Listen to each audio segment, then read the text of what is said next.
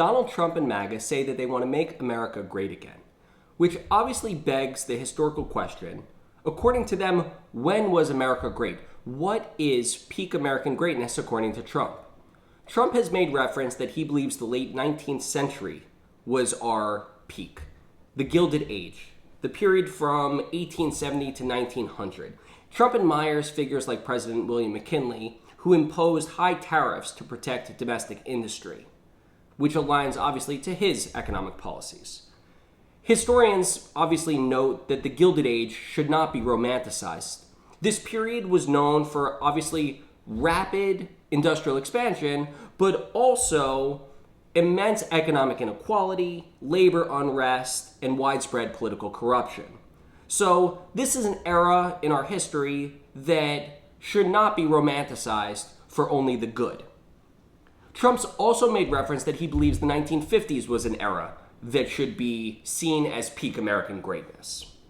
The post-World War II boom issued immense economic growth. So you had high employment and rising wages, increased domestic production and manufacturing, where America became the manufacturing center of the world. You had a strong national identity as the Cold War began, and Americans felt a sense of unity and patriotism relative to the Soviet Union. You had traditional social values because this was before the feminist movement and the civil rights movement, and so this was a time of stable family structures and cultural cohesion and relative social calms before the 1960s. You also had infrastructure expansion under President Eisenhower and the interstate highway system that was built, which further boosted commerce and mobility among Americans. But critics are also quick to point out that the 1950s should not be seen without its complexities. You had segregation and racial injustice. The Jim Crow laws were still on the books. The civil rights movement had not yet taken form.